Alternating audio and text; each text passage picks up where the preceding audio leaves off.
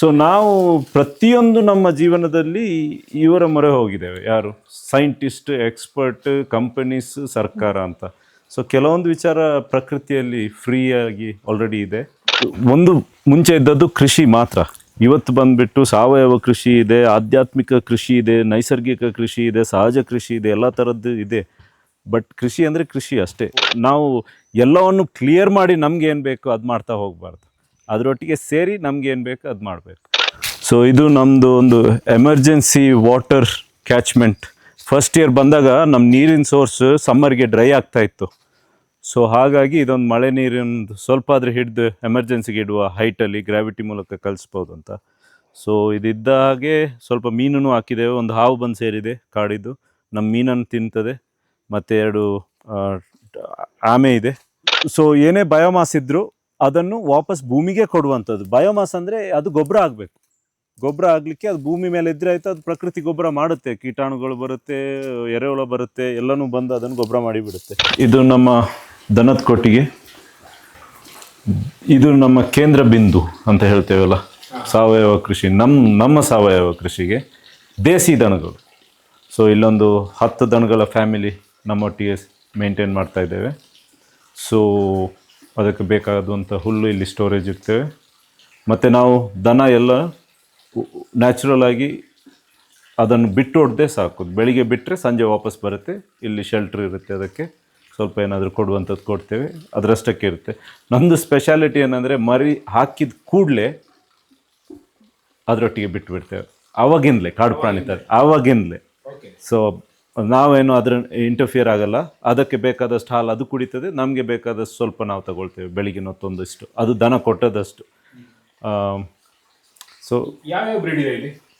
So ಇಲ್ಲಿ ನಮ್ಮಲ್ಲಿ ಈಗ ಅಮೃತ್ ಮಹಲ್, ಮಲ್ನಾಡ್ ಗಿಡ್ಡ ಮತ್ತು ಸಾಯಿವಾಲ್ ಇದೆ. ಮಾತ್ರ ಯಾವುದು ಪ್ಯೂರ್ ಇಲ್ಲ, ಯಾಕೆಂದರೆ ನಮ್ಮಲ್ಲಿ ನಮ್ಮ ಸೋರ್ಸಿಂಗ್ಗೆ ಇಲ್ಲಿ ಲೋಕಲ್ ನಾವು ಖರೀದಿ ಮಾಡಿದ್ದು ಮತ್ತು ಕೆಲವರು ಡೊನೇಟ್ ಮಾಡಿದ್ದು. ಸೊ ಅಮೃತ್ ಮಹಲ್, ಹಳ್ಳಿಕಾರ್, ಗೀರ್, ಮಲ್ನಾಡ್ ಗಿಡ್ಡ ಮತ್ತು ಸಾಯಿವಾಲ್ ಇದಿಷ್ಟು. ಇದರ ಉಳಿಕೆನ ಏನು ಮಾಡ್ತೀರಾ?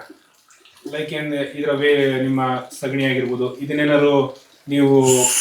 ಸೊ ಓಕೆ, ಸೊ ಎರಡು ವಿಧಾನ ಇದೆ. ಒಂದು ಸಗಣಿಯನ್ನು ನಾವು ಕಂಪೋಸ್ಟ್ ಮಾಡಿ ಮತ್ತೆ ಅಳವಡಿಸುವಂಥದ್ದು.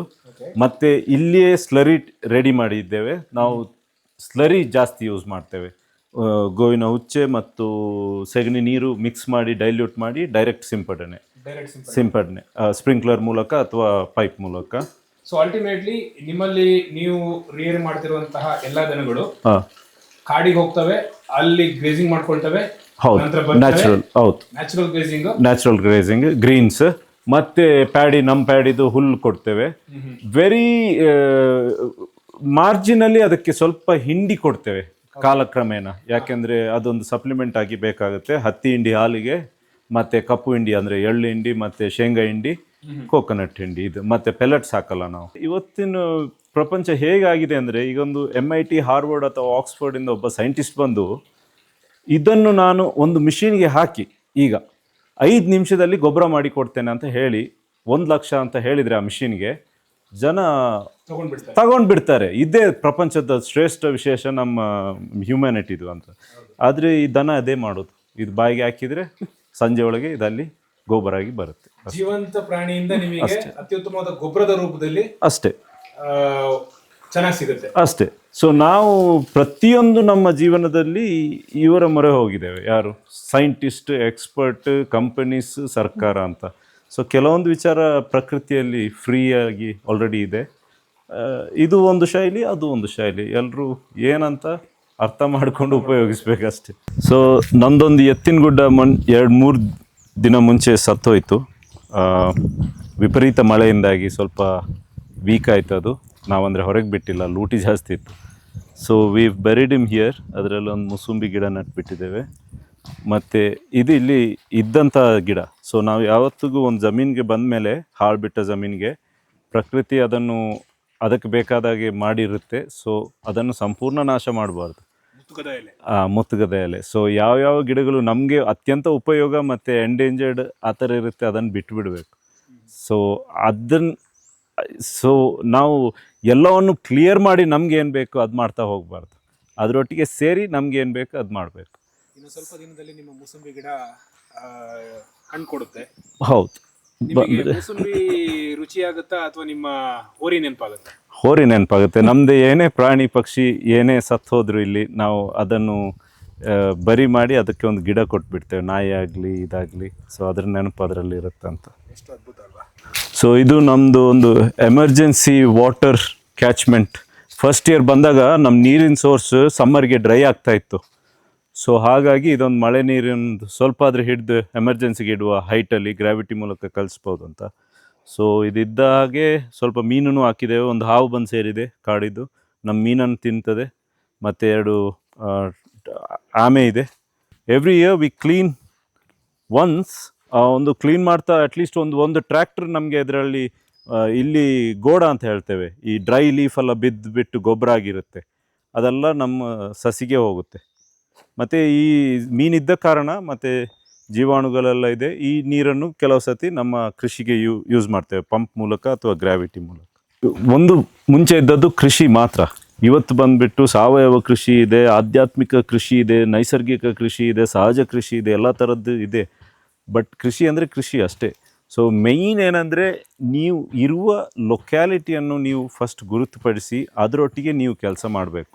ಸೊ ಈಗ ಏನಾಗಿದೆ, ಪಶ್ಚಿಮ ಘಟ್ಟದಲ್ಲಿ ಮಳೆ ನಿಂತಂದರೆ JCB ಎಲ್ಲ ಹೊರಗೆ ಬಂದುಬಿಡುತ್ತೆ. JCB ಹೊರಗೆ ಬಂದುಬಿಟ್ಟು ಎಲ್ಲ ಕಾಣುತ್ತೆ. ಇಲ್ಲಿ ಪಶ್ಚಿಮ ಘಟ್ಟ ಅಂದರೆ ಬರೀ ಹಿಲ್ಸ್ ಆ್ಯಂಡ್ ಮೌಂಟೇನ್ಸ್, ಗುಡ್ಡಗಳೇ ಇರೋದು. ಅದನ್ನು ಲೆವೆಲ್ ಹೊಡಿತಾನೆ ಹೋಗ್ತಾರೆ. ಒಂದು ರೋಡ್ ಬಂದುಬಿಟ್ರೆ ಸರಿ, ಅದು ಎಷ್ಟೇ ದೊಡ್ಡ ಗುಡ್ಡ ಇರಲಿ ಅದೇ ಲೆವೆಲ್ಗೆ ಬರಬೇಕು. ಅದು ತಪ್ಪು ಕಾರ್ಯ, ನಾವು ಮಾಡಬಾರ್ದು. ಅದರಿಂದಾಗಿ ಲ್ಯಾಂಡ್ಸ್ಲೈಡೆಲ್ಲ ಆಗೋದು. ಸೊ ಏನೇ ನಿಮಗೆ ನಿಮ್ಮ ಯೂಸಿಗೆ ಲೆವೆಲ್ ಮಾಡಬೇಕಂತಿದ್ರೆ ಯಾವತ್ತಿಗೂ ಒಂದು 5 ಅಡಿಗಿಂತ ಜಾಸ್ತಿ ಎಲ್ಲೂ ಮಣ್ಣು ಕೊರೀಲಿಕ್ಕೆ ಹೋಗಬೇಡಿ. ಸ್ಟೆಪ್ ಹೊಡೀರಿ, ಸ್ಟೆಪ್. ಅದರಲ್ಲಿ ಸ್ವಲ್ಪ ಆದರೂ ನಮಗೆ ಆಗುವಂಥ ಅನಾಹುತ ಕಮ್ಮಿ ಮಾಡ್ಬೋದು ನಾವು. ಈ ಕೃಷಿಯಲ್ಲಿ if you use JCB and all, JCBನೆಲ್ಲ ನಾವು ಯೂಸ್ ಮಾಡಿದ್ರೆ ನಾರ್ಮಲ್ ಆಗಿ ಹೇಳ್ತಾರೆ ಟಾಪ್ ಸಾಯಿಲ್ ನಿಮಗೆ ಆಚೆ ಈಚೆ ಆಯ್ತು ಅಂತ ಹೇಳಿದ ತಕ್ಷಣನೇ ನಿಮಗೆ ಗ್ರೋತ್ ಕಮ್ಮಿ ಆಗುತ್ತೆ ಅಂತ ಹೇಳ್ಬಿಟ್ಟು. ಇನ್ ದಟ್ ಕೇಸ್ ಈ ಕಾರ್ಡ್ ಸಾಯಿಲ್ ಅನ್ನು ನಾವು ಟಾಪ್ ಸಾಯಿಲ್ ಅನ್ನು ತೆಗೆದ್ಬಿಟ್ಟು ಈ ರೀತಿ ನಾವು JCB ಹೊಡೆದ್ರೆ ಸೊ ಎಲ್ಲೋ ಒಂದ್ ಕಡೆ ಇಕೋಸಿಸ್ಟಮ್ ನ ಅನ್ಬ್ಯಾಲೆನ್ಸ್ ಮಾಡ್ದಂಗೆ ಅನ್ಸಲ್ವಾ? ಸೊ ಈಗ ಸತ್ಯ, ಯಾವುದೇ ಮಿಷಿನ್ JCB ಬಿಡಿ, ಟ್ರ್ಯಾಕ್ಟರ್ನೂ ಅಷ್ಟೇ, ಟಿಲ್ಲರ್ನೂ ಅಷ್ಟೇ. ನಾವು ಕೆಲವು ಸತಿ ಅನಿವಾರ್ಯತೆಯಿಂದಾಗಿ ಟಿಲ್ಲರ್ನೂ ಯೂಸ್ ಮಾಡ್ತೇವೆ ಊಟಿಗೆ. ಯಾಕೆಂದರೆ ಇದು ಹೊಸ ಗದ್ದೆ, ಹಾಲು ಬಿದ್ದು ಒಂದು 30 ವರ್ಷ ಮೇಲೆ ಆಯಿತು. ಅದೊಂದು ಲೆವೆಲ್ ತರೋದೇ 3-4 ವರ್ಷದ ಕಾರ್ಯಕ್ರಮ. ಸೊ JCBನೂ ಯೂಸ್ ಮಾಡಿದ್ದೇವೆ, ಹಿಟಾಚಿನೂ ಆಗಿದೆ, ಟ್ರ್ಯಾಕ್ಟ್ರೂ ಆಗಿದೆ, ಟಿಲ್ಲರೂ ಆಗಿದೆ. ಮಾತ್ರ ಎಲ್ಲ ಆಗಿಬಿಟ್ಟು ಲಾಸ್ಟಿಗೆ ಹೋಗೋದು ನಾವು ನಮ್ಮ ಎತ್ತನ್ನಿಟ್ಟು ಕಾರ್ಯ ಮಾಡಲಿಕ್ಕೆ. ಸೊ ಟಿಲ್ಲರಲ್ಲಿ JCB ಬಿಡಿ, ಅದು it is a dangerous machine for land. But we have to use it. You use it, but use it in a way you create least amount of damage. ಮತ್ತು ಟಿಲ್ಲರಲ್ಲೂ ಅಷ್ಟೇ, ಟಿಲ್ಲರ್ ಹೊಡೆದು ಬೆನ್ನಿಗೆ ಹೋದರೆ ನಮ್ಮಲ್ಲಿ ಎರೆಹುಳ ಸತ್ತೆ ಎಲ್ಲ ತೇಲಾಡ್ತಾ ಇರುತ್ತೆ. ಒಂಥರ ಆಗುತ್ತೆ ನೋಡ್ತಾ. ಸೊ ನಮ್ಮ ಡಿಸಿಷನ್ ಏನಂದರೆ ಆದಷ್ಟು ಸಾಂಪ್ರದಾಯಿಕ ಕೃಷಿ ಕಡೆನೇ ಹೋಗೋದು. ಯಾಕೆಂದರೆ ಅಷ್ಟೊಂದು ಖಂಡಿತ ಎರೆಹುಳ ಸಾಯಲ್ಲ, ಎತ್ತು ಮತ್ತು ಜನರು ಓಡಾಡಿದರೆ. ಪ್ರಕೃತಿ ಹೇಗೆ ಅಂದರೆ ಯಾವುದು ಒಂದು ರೂಲ್ ಇದೆ ಮಾತ್ರ, ಅದು ಅದರ ರೂಲ್ ಬೇಕಾದಾಗ ಬ್ರೇಕ್ ಮಾಡ್ತಾ ಇರುತ್ತೆ. ಸೊ ಸಸ್ಟೆನೆನ್ಸ್ ಅಂತ ಬರೋದು ಅಲ್ಲಿ. ಈಗ ನೋಡಿ, ಬೇರು ಅಂದರೆ ನಮಗೆ ಗೊತ್ತಿದ್ದ ಪ್ರಕಾರ ನೆಲದ ಅಡಿಯಲ್ಲಿರುವಂಥದ್ದು ಬೇರು. ಇಲ್ಲಿ ನೋಡಿ, ಪ್ರಕೃತಿಯಲ್ಲಿ ಹೊರಗೇನೆ ಬೇರು ಇದೆ. ಸೊ ಇದು ಇದೆ. ಇದು ಯಾಕೆ ಅದು ಬೇರೆ ವಿಚಾರ, ಇದು ಯಾಕೆ ಈ ಥರ ಅಂತ. ಬಟ್ ಪ್ರಕೃತಿಯಲ್ಲಿ ಕಲಿಯುವಂಥದ್ದು ಏನಂದರೆ ರಿಜಿಡಿಟಿ ಇಲ್ಲ, ಯಾವುದು ಈ ಥರನೇ ಅಂತ ಯಾವುದೂ ಇಲ್ಲ. ನೀವು ಸೆಲ್ಫ್ ಇವಾಲ್ವಿಂಗ್ ಇದ್ದರೆ ನೀವು ಈ ಪ್ರಕೃತಿಯಲ್ಲಿ ಒಳ್ಳೆ ರೀತಿಯಿಂದ ಜೀವನ ಮಾಡಿ ಹೋಗ್ಬೋದು. ಇಲ್ಲಿ ನೋಡಿ, ಇಲ್ಲಿ ಕಾಡಿಗೆ ಯಾರು ನೀರು ಹಾಕ್ತಾರೆ, ಕಾಡಿಗೆ ಯಾರು ಕಳೆನಾಶಕ ಹೊಡಿತಾರೆ, ಮಳೆ ಬಂದರೆ ಇದೆ, ಮಳೆ ಇಲ್ದಿದ್ರೂ ಇದೆ. ಇಲ್ಲಿ ವಿಚಾರ ಏನಂದರೆ ನೋಡಿ, ಹೀಗೆ ಮಣ್ಣು ಬಿಡಿಸಿ ನೋಡಿದರೆ ತೇವಾಂಶ ಇದೆ. ಇದು ನೀವು ಏಪ್ರಿಲ್ ಮೇಗೆ ಬಂದರೂ ಇದೇ ಥರ ಇರುತ್ತೆ. ಇದು ಯಾಕೆ ಅಂದರೆ ನೋಡಿ, ಒಂದನೇದು ಮರ ಬೆಳೆದುಬಿಟ್ಟಿದೆ, ಇಲ್ಲಿ ಕಸ ಕಡ್ಡಿ ನಿಂತು ಇಲ್ಲಿ ಸನ್ಲೈಟ್ ಬೀಳಲ್ಲ, ಸೂರ್ಯನ ಕಿರಣ ಬೀಳದ ಕಾರಣ ಆರಿ ಹೋಗಲ್ಲ ನೀರು. ಸೊ ಇದು ನಾವು ಕೃಷಿ ಮಾಡುವಾಗ ಇದೊಂದು ನಾವು ಕಲೀಲೇಬೇಕು, ಇದನ್ನು ಸಿಮ್ಯುಲೇಟ್ ಮಾಡಲೇಬೇಕು ನಾವು. ಸೊ ಪ್ರಕೃತಿಯನ್ನು ನೋಡಿ ಕಲಿಬೇಕು. ಸೊ ನಾವು ಇಂಗ್ಲೀಷಲ್ಲಿ ಮಲ್ಚಿಂಗ್ ಅಂತ ಹೇಳ್ತೇವೆ. ಸೊ ಏನೇ ಬಯೋಮಾಸ್ ಇದ್ದರೂ ಅದನ್ನು ವಾಪಸ್ ಭೂಮಿಗೆ ಕೊಡುವಂಥದ್ದು. ಬಯೋಮಾಸ್ ಅಂದರೆ ಅದು ಗೊಬ್ಬರ ಆಗಬೇಕು. ಗೊಬ್ಬರ ಆಗಲಿಕ್ಕೆ ಅದು ಭೂಮಿ ಮೇಲೆ ಇದ್ರೆ ಆಯ್ತು, ಅದು ಪ್ರಕೃತಿ ಗೊಬ್ಬರ ಮಾಡುತ್ತೆ. ಕೀಟಾಣುಗಳು ಬರುತ್ತೆ, ಎರೆಹುಳ ಬರುತ್ತೆ, ಎಲ್ಲನೂ ಬಂದು ಅದನ್ನು ಗೊಬ್ಬರ ಮಾಡಿಬಿಡುತ್ತೆ. ಸೊ ಕಾಡಿಗೆ ಹೋದರೆ ನೀವು ಒಂದು ಇಂಚು ಇದು ಸಿಗುತ್ತೆ, ಹ್ಯೂಮಸ್ ಅಂತ ಹೇಳ್ತೇವೆ. ಸೊ ಹಾಗಾಗಿ ಈ ಸ್ಟ್ರಾಟಜಿ ನೀವು ಕೃಷಿಕರಾಗಿ ನಿಮ್ಮ ಇದರಲ್ಲಿ ಯೂಸ್ ಮಾಡಿದರೆ ನಿಮಗೆ ಪಂಪಿನ ಅಗತ್ಯ ಇರಲ್ಲ, ಕರೆಂಟಿನ ಅಗತ್ಯನೂ ಇರಲ್ಲ, ಸಮಸ್ಯೆನೂ ಇರಲ್ಲ. ಅದರಷ್ಟಕ್ಕೆ ಫಲವತ್ತಾಗಿ ಮಣ್ಣಿರುತ್ತೆ. ನೀವು ಬೀಜ ಬಿಸಾಡೋದು ಬಂದು ತಗೊಳ್ಳೋದು, ಇದೇ ಒಂದು ರೂಢಿ ಆಗುತ್ತೆ.